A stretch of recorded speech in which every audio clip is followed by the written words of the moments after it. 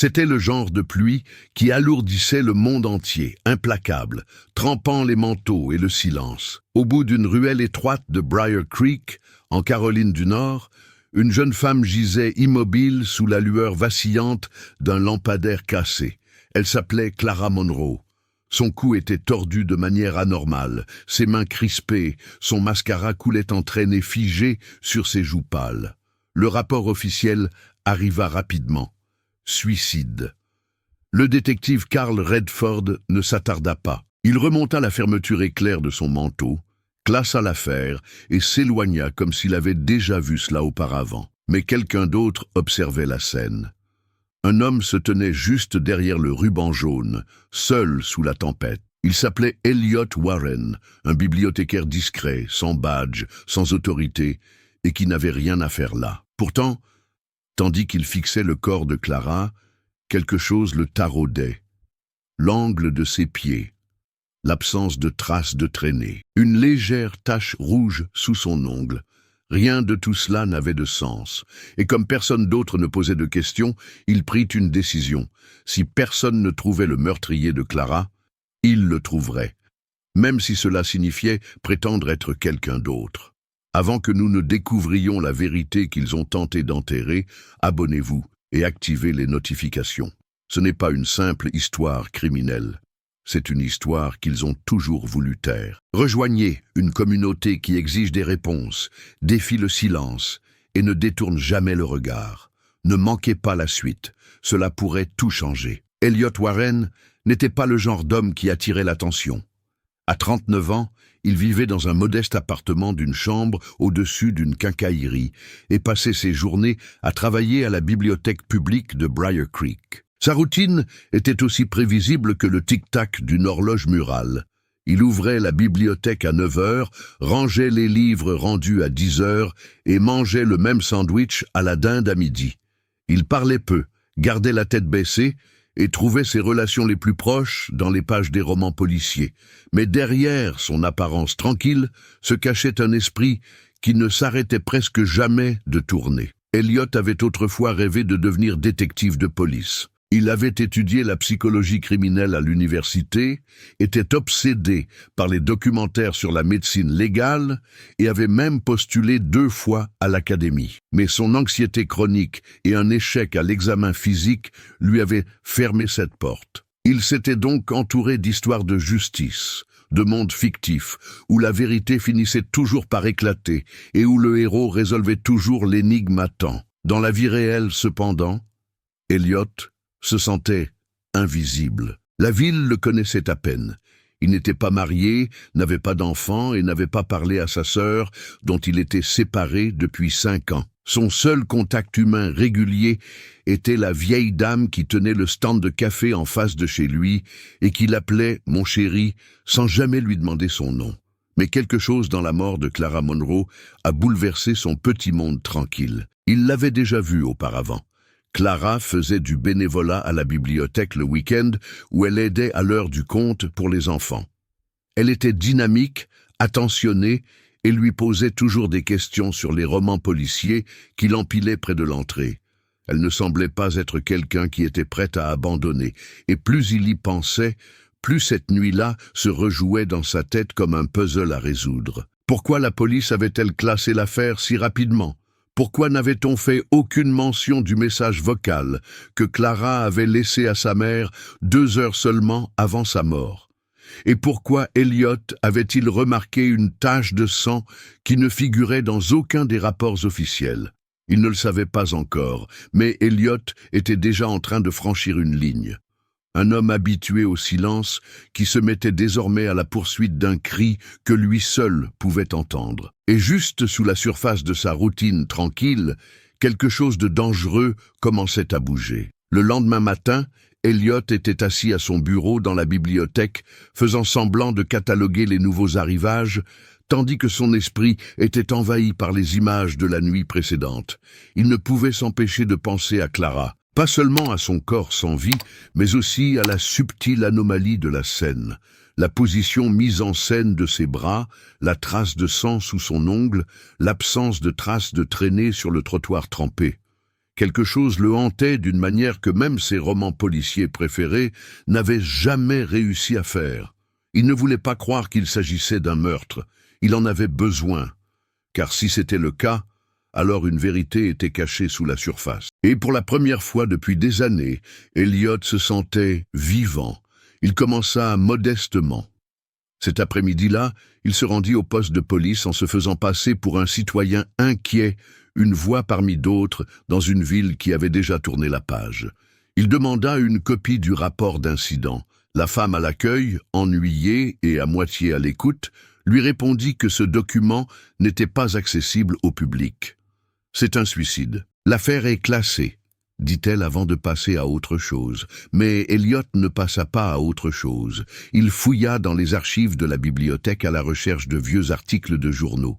Il chercha le nom de Clara sur Internet. Il parcourut les forums.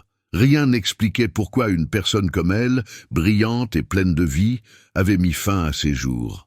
Pas de lettres, pas d'antécédents de dépression. Et le plus étrange, personne ne remettait vraiment en question la version officielle.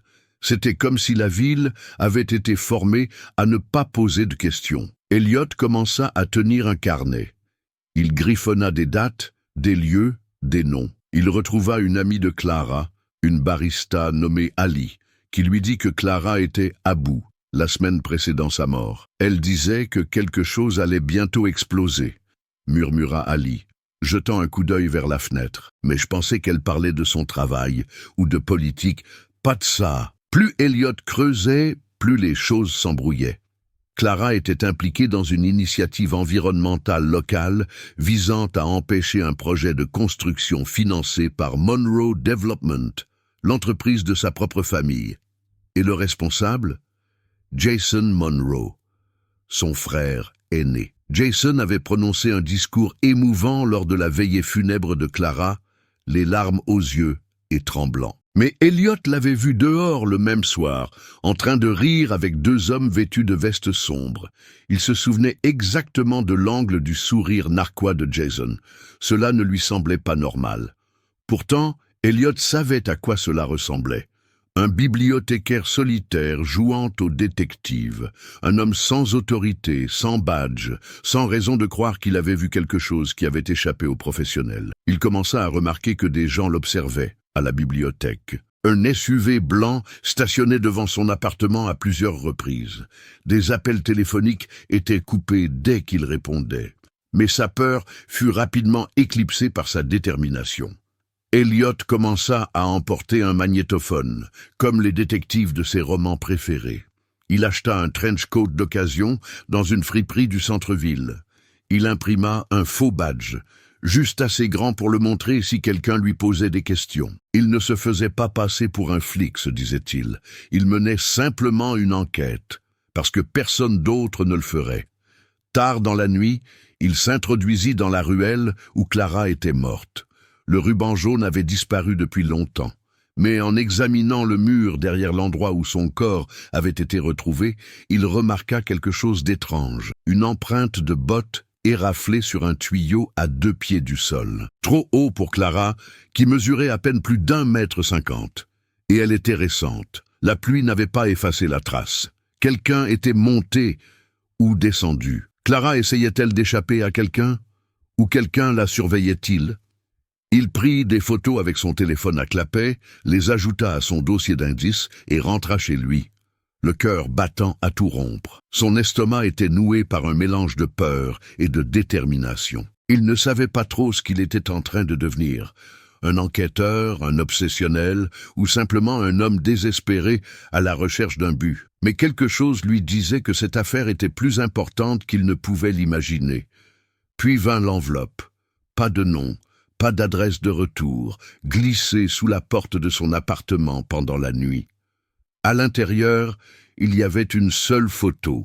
C'était Clara, prise de loin. Elle était assise à la terrasse d'un café, la tête baissée, fixant son téléphone. Et derrière elle, à peine visible dans le cadre, se tenait Jason Monroe, souriant, la regardant. Au dos de la photo, écrit à l'encre noire tremblante, 4 mots. Elle en savait trop. Elliot fixa l'image, les doigts tremblants. Et pour la première fois, il comprit qu'il ne poursuivait plus seulement une théorie. Il poursuivait un tueur. 3 jours après avoir reçu la photo anonyme, Elliot Warren se tenait sur le trottoir, en face du siège social de Monroe Construction. Son souffle formait de la buée dans l'air froid du matin. Son trench coat était boutonné jusqu'en haut et son col relevé. Il ne savait pas ce qu'il espérait trouver, peut-être apercevoir Jason à nouveau, peut-être une raison de croire que quelqu'un d'autre avait vu ce qu'il avait vu. Mais tout ce qu'il trouva, c'était le silence. Et cette même sensation d'oppression dans sa poitrine. Ce soir-là, il appela la mère de Clara. Diane Monroe répondit après la 5e sonnerie, la voix rauque et creuse. « J'ai dit à la police tout ce que je savais », dit-elle, presque par réflexe. Mais quand Elliot lui demanda si Clara avait laissé un message vocal avant de mourir, son ton changea. « Il y avait un message », admit Diane, hésitante. « Il est arrivé à 20h17. » Elle avait l'air effrayée. Elle disait qu'elle devait me parler de Jason, qu'elle allait révéler quelque chose. Puis, la ligne a été coupée. Je l'ai dit au détective. Il a dit que ce n'était pas pertinent. Elliot sentit son sang se glacer. C'est à ce moment-là qu'il comprit que la police n'avait pas simplement ignoré des preuves. Elle les avait enterrées. Il demanda à Diane s'il pouvait écouter le message vocal. Elle marqua une pause. « Il a disparu », a-t-elle répondu. « Mon téléphone a été volé 2 jours plus tard. Dans mon sac, à l'épicerie. » Une coïncidence ? Elliot ne le croyait pas. Le lendemain matin, il s'est rendu au café où la photo avait été prise. Le propriétaire, un homme âgé nommé Len, a immédiatement reconnu Clara. « Elle venait ici toutes les semaines », a-t-il dit. « Une fille sympa, elle lisait tout le temps. » Elliot lui demanda quel jour la photo avait été prise. Len plissa les yeux, réfléchissant. « Ce jour-là ? Oui, je m'en souviens. Elle est entrée, elle avait l'air nerveuse. Elle attendait quelqu'un, mais cette personne n'est jamais venue. Elle a laissé son café intact. Elle est restée assise là pendant près d'1 heure avant de sortir précipitamment, comme si elle était en retard. » Il marqua une pause, puis ajouta « C'est drôle, 2 hommes en costume sont entrés juste après. Ils ont demandé si nous avions des caméras de surveillance. »« Vous les lui avez données ?» demanda Elliot. « Ils ont dit qu'ils étaient de la police. Ils ont montré leur badge. Ils ont pris le disque dur et sont partis. » Elliot ne dit pas un mot. Il se contenta d'acquiescer et sortit. Cette nuit-là, il ne put fermer l'œil. Quelque chose clochait. Clara s'apprêtait à dénoncer son frère. Elle avait des preuves, ou du moins l'intention de rendre quelque chose public. Et puis, elle était morte. Le message vocal avait disparu, les images avaient disparu, et la police traitait toute l'affaire comme un simple désagrément. Il était temps d'arrêter d'observer depuis le banc de touche. Il devait agir. 2 nuits plus tard, Elliot s'introduisit dans la propriété des Monroe. C'était imprudent, désespéré et probablement insensé, mais il ne pouvait se défaire de l'impression que les réponses se trouvaient à l'intérieur. Le manoir était immense, perché à l'orée de la forêt, entouré d'une clôture en fer forgé et de détecteurs de mouvement. Jason était absent ce week-end-là, selon une source qu'Elliot avait soudoyée à la réception d'un hôtel local. Il se glissa par une entrée latérale à l'aide d'un outil qu'il avait fabriqué à partir d'un cintre. À l'intérieur, tout était silencieux, froid. Le genre de silence qui vous colle à la peau comme de l'électricité statique. Il fouilla d'abord le bureau de Jason, des étagères en acajou, un bureau noir élégant, des œuvres d'art modernes qui contrastaient avec le décor ancien de la pièce. Au début, rien, puis il trouva un tiroir fermé à clé. À l'intérieur, sous des registres commerciaux et des plans de propriété, se trouvait une petite clé USB scotchée sous le panneau supérieur. Elliot la mit dans sa poche et se retourna pour partir. C'est alors qu'il entendit le clic, un bruit métallique lent et délibéré, la porte d'entrée. Quelqu'un était à la maison. Il se figea, écouta. Des pas. Le cœur battant à tout rompre, Elliot se glissa dans un placard à manteau, retenant son souffle si fort qu'il en avait mal à la poitrine. Les pas se rapprochèrent, puis s'arrêtèrent devant le bureau. Un téléphone sonna. La voix de Jason, claire, confiante, inconsciente de la présence de l'homme caché à 3 mètres de lui, répondit. « Oui, non, c'est réglé. Elle est partie. Ça fait une semaine et personne ne pose de questions. Le bibliothécaire idiot, il est inoffensif. S'il fouine trop, on le fera taire, je m'en occupe. Silence. Puis, personne ne fera le lien avec la transaction immobilière. On a tout effacé. Les téléphones, les ordinateurs, même les dossiers de sa mère, elle n'a pas réagi à temps. La main d'Elliot tremblait sur la poignée de la porte. Son vision était brouillée par l'adrénaline. Jason s'éloigna. 10 minutes plus tard, Elliot se glissa par la porte arrière et courut jusqu'à ce que ses poumons n'en puissent plus. De retour à son appartement, il verrouilla toutes les fenêtres, tira les rideaux et fixa la clé USB. Que contenait-elle? Pourquoi Jason l'avait-il gardée? Il la brancha sur son vieil ordinateur portable. Elle contenait 5 dossiers. L'un était intitulé « Budget T3 », un autre « Soutien à la campagne ». Le troisième, Clara. Elliot l'ouvrit. Des dizaines de fichiers, des emails, des enregistrements audio, une vidéo. Il cliqua sur « Lecture ». Clara était assise devant son ordinateur portable, les larmes aux yeux, parlant directement à la caméra. « Si quelque chose m'arrive, c'est parce que j'ai découvert ce que fait Jason. Il achète des terrains par l'intermédiaire de prête-noms, obtient des permis grâce à de fausses informations. Il empoisonne les nappes phréatiques pour faire baisser la valeur des propriétés afin de pouvoir les acheter à bas prix. Et j'ai des preuves. » L'écran devint noir. Elliot expira. Elle avait essayé de l'arrêter, elle s'était battue, et elle l'avait payé de sa vie.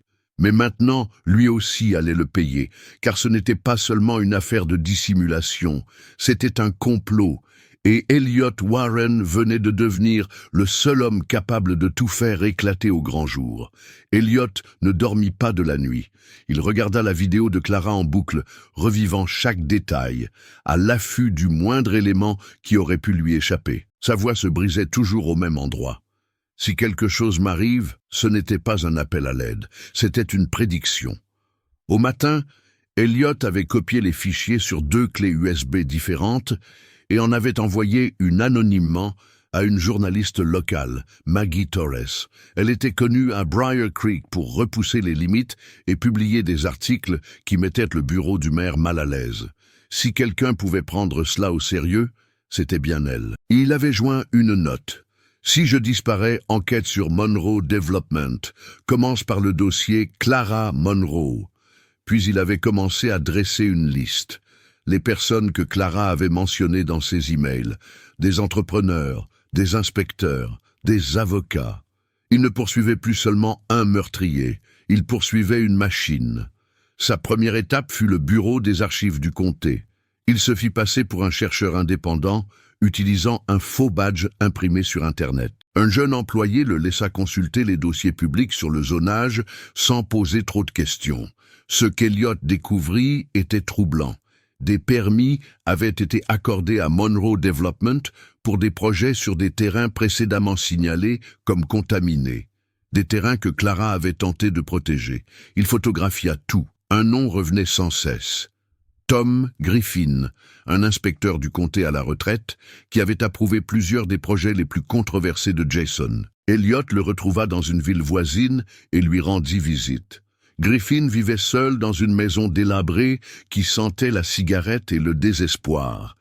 Il était nerveux dès qu'Elliot s'est présenté. « Je ne veux pas d'ennui », a murmuré Griffin. « J'ai fait ce qu'on m'a dit, c'est tout. » « Qui vous a dit ?» Les yeux de Griffin se sont tournés vers la fenêtre.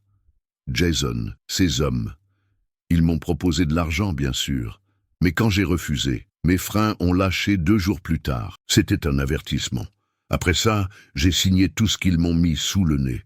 Clara était au courant. Griffin hésita, puis acquiesça lentement. Elle est venue ici une fois. Elle m'a supplié de parler à la presse. J'ai refusé. 1 semaine plus tard, elle était morte. Elliot se sentit mal. Il remercia Griffin et partit, mais en retournant à sa voiture, il remarqua une berline noire garée à un demi-pâté de maison. C'était la même voiture qu'il avait vue devant son appartement. À l'intérieur, un homme portant des lunettes de soleil regardait droit devant lui, immobile. Elliot ne rentra pas chez lui cette nuit-là. Au lieu de cela, il s'enregistra dans un motel sous un faux nom et éteignit son téléphone. Il ne pouvait pas risquer de mener quelqu'un jusqu'au fichier, ou jusqu'à lui. Le lendemain matin, Maggie Torres l'appela. « J'ai reçu ton colis, dit-elle. J'ai vu beaucoup de choses dans cette ville, mais ça, c'est différent. Dans quoi es-tu mêlé, Elliot ?» Il lui raconta tout. Elle l'écouta en silence, puis dit « D'accord, je suis partante, mais tu dois être prudent. Si c'est vrai, ils ne laisseront pas ça sortir sans se battre. » Au cours de la semaine suivante, Maggie et Elliot travaillèrent en secret. Elle vérifia les documents, interrogea d'anciens employés de Monroe Development, fouilla dans les contributions électorales et les sociétés écrans anonymes. Partout où ils cherchaient, la piste les ramenait à Jason, mais quelque chose clochait. Il manquait un élément dans les dossiers de Clara. Elle faisait référence à un lanceur d'alerte, quelqu'un à l'intérieur de l'entreprise qui lui avait promis l'accès aux dossiers internes, mais son nom n'apparaissait dans aucun dossier. Elliot suivit la seule piste dont il disposait, une adresse e-mail, wrook19. Il fouilla dans les contacts de Clara. Rien. Puis Maggie se souvint de quelque chose. Il y avait un sous-traitant nommé William Rooker. Il travaillait comme agent de sécurité pour Monroe. Il a disparu l'année dernière après un accident du travail. Pas de nécrologie, pas de funérailles. Le cœur d'Elliot se mit à battre plus fort. Il retrouva la dernière adresse connue de Rooker. Une caravane délabrée à la périphérie de la ville. À l'intérieur, des meubles couverts de poussière et de vieux journaux. Mais dans un placard, enfoui sous des couvertures, il trouva un coffre-fort caché. La serrure avait été forcée et l'intérieur était vide. Trop tard. Qui que fût Rooker, il avait disparu, et quelqu'un avait nettoyé derrière lui. Mais pas parfaitement. Sous le plancher, près du coffre-fort, Elliot trouva une seule photo défraîchie. Elle montrait Clara, Rooker et Jason Monroe ensemble lors d'une fête d'entreprise. Tous souriants. Au dos, quelqu'un avait écrit « Il lui a donné la clé ». L'esprit d'Elliot s'emballa. La pièce manquante n'était pas simplement un autre dossier. C'était quelqu'un qui connaissait toute l'opération de l'intérieur et qui faisait suffisamment confiance à Clara pour l'aider. Mais maintenant, tous deux avaient disparu. Cette nuit-là, Maggie rappela. « J'ai analysé les métadonnées de la vidéo enregistrée par Clara, dit-elle. Elle a été filmée à 20h04. Elle est morte vers 20h30. Il nous manque donc 26 minutes. Exactement. Un laps de temps dont personne ne pouvait rendre compte. Ils ont creusé plus loin, examinant les relevés téléphoniques, les signaux GPS, les images de vidéosurveillance, tout ce qui pouvait permettre de retracer les déplacements de Clara cette nuit-là. Et c'est là qu'ils ont trouvé. Une image granuleuse, prise par une caméra de circulation. La voiture de Clara, tournant sur la route 6, dans la direction opposée à son domicile. Heure, 20h17. La même heure à laquelle elle avait laissé le message vocal à sa mère. Elle se rendait ailleurs. Mais où? Cela devint l'obsession d'Elliot. Il refit le trajet. Il emprunta la même route. Il compta les virages, les points de repère, les voies de service. Et puis il la vit. Une station-service abandonnée, barricadée, aucun panneau, aucune activité. Mais en faisant le tour par derrière, il vit que la porte avait été ouverte récemment. À l'intérieur, des étagères vides, des débris éparpillés et dans un coin, le reflet métallique indubitable de quelque chose. Une caméra cachée, encore intacte. Il l'a retirée du mur et l'a rapportée au motel. Elle était protégée par un mot de passe, mais Maggie connaissait quelqu'un qui pouvait le craquer. Ils ont attendu. 2 heures plus tard, les images ont été chargées. Et ce qu'ils ont vu a tout changé. À 20h24, la voiture de Clara est arrivée dans le parking arrière. Elle est sortie. Elle a regardé autour d'elle. Puis un SUV noir est arrivé. Jason Monroe en est sorti. Ils se sont disputés. Clara a pointé du doigt, a crié. Jason l'a poussée. Elle est tombée, s'est cognée la tête. Du sang. Il a paniqué. Il l'a traînée jusqu'à la voiture. Et il est parti. Maggie a mis la vidéo en pause. Bon sang, on l'a. Elliot fixait l'écran, les mains tremblantes. C'était ça. La preuve. Mais comment faire tomber un homme qui possède la ville?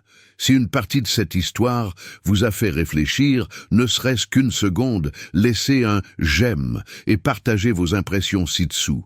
Votre voix compte plus que vous ne le pensez.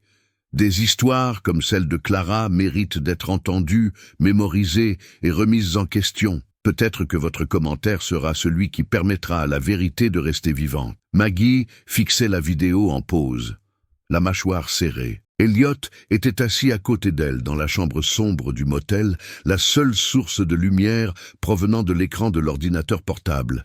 C'était la preuve qu'il recherchait, le moment qui allait tout changer. Jason Monroe, bien en vue, poussait Clara Monroe au sol. Une chute, un bruit sourd, une mare de sang qui s'étalait. Puis le silence. Aucun d'eux ne parla pendant 1 minute entière. La vidéo continua à défiler en silence. Jason faisait les 100 pas, paniqué, regardant autour de lui avant de traîner le corps inerte de Clara à l'arrière de son SUV. Sans hésitation, sans chagrin, seule la peur d'être pris. Maggie rompit enfin le silence. Ce n'est pas seulement un homicide involontaire. Il n'a pas appelé à l'aide. Il n'a pas vérifié son pouls. Il a juste nettoyé. Les mains d'Elliot tremblaient. Il savait exactement ce qu'il faisait. L'heure indiquée sur la vidéo correspondait parfaitement à celle de la mort de Clara. Cela confirmait son message vocal, sa peur, son urgence. Mais cela révélait autre chose. Jason n'était pas seulement un meurtrier, mais aussi un homme qui se croyait intouchable. Et peut-être l'était-il. Ils savaient tous les deux que cette vidéo ne suffisait pas. S'ils la diffusaient sans stratégie, elle pourrait être enterrée, tout comme le message de Clara, tout comme Rooker, tout comme tout le reste. Il dira que c'est un faux, dit Maggie, que c'est une technologie de deepfake, que tu l'as trafiqué. Il nous faut quelqu'un à l'intérieur, quelqu'un qui ne peut pas être ignoré. C'était une idée dangereuse. Mais Maggie avait un contact au bureau du procureur général de l'État, quelqu'un en qui elle avait confiance, quelqu'un qui lui devait une faveur. À minuit, elle avait organisé une réunion à Raleigh. Ils partiraient à l'aube. Mais l'aube ne vint jamais. À 3h17 du matin, la porte du motel trembla violemment. Quelqu'un essayait de l'enfoncer. Elliot se redressa d'un bond. Maggie attrapa la clé USB et la glissa dans son sac. La porte s'entr'ouvrit. Elliot saisit une chaise, la coinça sous la poignée et ouvrit la fenêtre de la salle de bain d'un coup de pied. Ils sortirent pieds nus dans l'air glacial de la nuit. La voiture était garée 2 pâtés de maison plus loin. Ils coururent comme des fugitifs. Derrière eux, ils entendirent la porte céder enfin. Lorsque leurs poursuivants arrivèrent dans la chambre, celle-ci était vide. Ils roulèrent toute la nuit, le cœur battant à tout rompre, les phares éclairant chaque virage comme des projecteurs. À 7h42, ils remirent la clé USB à l'assistante du procureur général, Nina Caldwell. Elle regarda la vidéo en silence, puis elle leva les yeux et prononça un seul mot, « Mon Dieu ». Caldwell a agi rapidement. Elle a autorisé une enquête confidentielle, constitué une équipe spéciale et promis protection à Elliot et Maggie. Mais malgré tout cela, elle les a mis en garde. Si cela fuit avant que nous soyons prêts, il disparaîtra. Les gens comme Jason ne s'effrènent pas. Ils agissent avec précision. Au cours des 2 semaines suivantes, les enquêteurs ont discrètement monté le dossier. Documents financiers, corruption dans le domaine de l'urbanisme, fraude électorale, et enfin complot pour dissimuler un meurtre. Mais alors que toutes les pièces du puzzle s'assemblaient, Caldwell appela avec une nouvelle dévastatrice. Jason Monroe s'était enfui. Quelques heures avant qu'il ne puisse passer à l'action, il avait pris un avion privé en profitant d'une faille diplomatique grâce à une société écran enregistrée au Panama. Pas de douane, pas de tampon de sortie. Il avait disparu. Et en un clin d'œil, l'affaire menaçait de s'effondrer. La vidéo est devenue le centre d'une tempête médiatique. Divulguée par quelqu'un au sein du bureau du procureur général, elle a inondé tous les médias du pays. L'indignation publique a explosé. Clara Monroe n'a pas sauté. Un empire immobilier bâti sur le sang. #veillez, manifestant. Mais Jason était toujours introuvable. Pour Elliot, c'était un échec. Il avait tout risqué. Sa sécurité, sa santé mentale, sa vie tranquille. Et l'homme responsable s'était échappé sans conséquence, jusqu'à ce que l'enveloppe arrive. Encore une fois, aucune adresse de retour. À l'intérieur, une photo de surveillance granuleuse. Jason assis dans un café à Vienne et une note manuscrite. Il ne peut pas se cacher éternellement. La note était simplement signée W.R. William Rooker. Le fantôme, le lanceur d'alerte disparu, n'était pas disparu après tout. Il observait, il aidait, et peut-être, juste peut-être, il traquait. Elliot montra la photo à Caldwell. Elle écarquilla les yeux. Il est vivant? C'est grâce à lui que Clara avait cette clé USB. C'est lui la clé. Caldwell acquiesça lentement. Alors nous allons le trouver, et nous ramènerons Jason. Avec l'aide d'Interpol et un mandat d'arrêt international, les choses recommencèrent à bouger. Lentement, prudemment. Elliot resta sous protection, et Maggie, désormais une personnalité nationale, continua à dévoiler toutes les facettes du réseau Monroe. Et pendant tout ce temps, une question taraudait Elliot.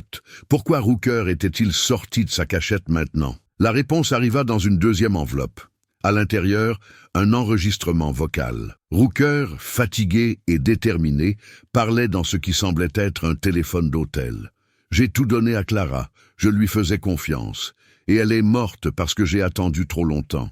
Mais Warren, lui, n'a pas attendu. Il a vu ce qu'ils ont enterré, et il a continué. C'est important. Si jamais tu reçois ce message, n'abandonne pas. Vous êtes les seuls qui restent. » Elliot écouta le message 2 fois, puis une 3e fois. Quelque chose changea en lui. Il avait commencé tout cela en se faisant passer pour un détective. Maintenant, il réalisait qu'il en était un. Il n'avait pas de badge. Il ne portait pas d'arme. Mais il avait fait ce que personne d'autre n'avait osé faire. Il avait posé des questions. Il n'avait pas détourné le regard. Et grâce à cela, la voix de Clara avait été entendue.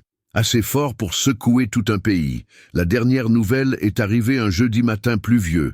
Interpol confirma que Jason Monroe avait été arrêté dans une propriété privée dans les Alpes autrichiennes. Il était extradé pour homicide involontaire, obstruction à la justice, racket et complot. La machine était enfin en train de s'effondrer, et tout avait commencé avec un homme que le monde avait oublié. Un homme qui avait choisi de ne pas se taire. La salle d'audience était bondée, la presse, les manifestants, les avocats, la mère de Clara. Tous ceux qui avaient suivi l'affaire attendaient dans un silence haletant, tandis que Jason Monroe était conduit dans la salle, encadré par des marshals américains. Il semblait plus mince, son apparence autrefois soignée était désormais usée par des mois de détention et le poids des preuves accumulées contre lui. Elliot était assis au dernier rang, anonyme parmi la foule. Il ne parlait pas aux caméras, ne donnait pas d'interview. Il se contentait d'observer la justice, attendue depuis si longtemps, enfin rendue. Jason plaida non coupable. Mais les preuves, la vidéo de Clara, les images de la station-service, le témoignage de Rooker étaient accablantes. Il fut reconnu coupable de tous les chefs d'accusation. Au moment où le verdict fut prononcé, Diane Monroe s'effondra. Elliot voulut dire quelque chose pour la réconforter, mais il s'abstint. Certaines douleurs ne peuvent être apaisées. Certaines injustices, même lorsqu'elles sont réparées, laissent un vide qui ne se comble jamais tout à fait. Jason fut condamné à 35 ans de prison fédérale sans possibilité de libération conditionnelle. Cela ne suffisait pas à ramener Clara. Mais c'était déjà quelque chose. Les répercussions de l'affaire se sont fait sentir dans tout l'État. De nombreuses démissions ont suivi. Des enquêtes ont été ouvertes sur les avoirs de Monroe Development. La corruption a été mise au jour à tous les niveaux. Briar Creek ne serait plus jamais la même. Elliot non plus. Il est retourné à la bibliothèque, mais pas pour disparaître. Il a commencé à animer un groupe de lecture hebdomadaire axé sur les crimes réels et la conscience civique. Des adolescents, des retraités, d'anciens sceptiques, tous venaient, attirés par cet homme qui avait autrefois rangé des livres en silence et qui avait fini par ébranler les fondations d'un empire. Maggie Torres a publié un livre à succès sur l'affaire qu'elle a dédié à Elliot et Clara. Elle lui a proposé d'être co-auteur. Il a refusé. « Cela n'a jamais été pour moi », lui a-t-il répondu. Mais il en garda un exemplaire. La première page portait les mots de Clara. « Si quelque chose m'arrive, Elliot ne les oublia jamais. » Il passait souvent devant le café où elle s'était assise ce jour-là, rebaptisé Clara's Place. Une plaque à l'extérieur racontait son histoire. Des enfants jouaient à proximité, inconscients de la tempête qui avait autrefois secoué ce coin tranquille de la ville. Et parfois, tard dans la nuit, Elliot recevait encore des lettres anonymes, des photos, des nouvelles, des messages de Rooker. Le lanceur d'alerte avait de nouveau disparu, mais pas sans surveiller les conséquences de ses actes. Un message se démarquait des autres. Vous avez transformé la fiction en justice. Ne cessez jamais de vous poser des questions. Cela rappela à Elliot qui il était autrefois. Un homme qui se cachait derrière la fiction, espérant trouver la vérité dans l'histoire de quelqu'un d'autre.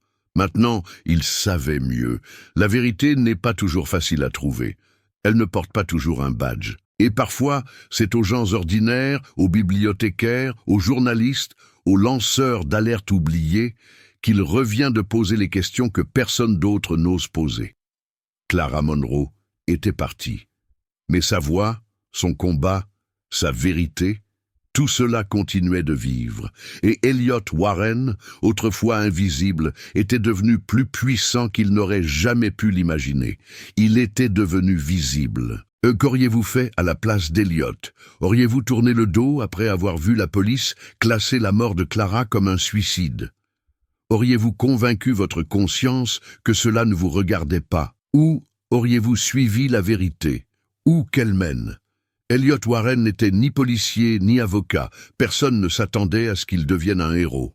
Mais parfois, il suffit d'une seule personne pour poser la question que personne d'autre n'ose poser. Si cette histoire vous a ému, nous aimerions connaître votre avis.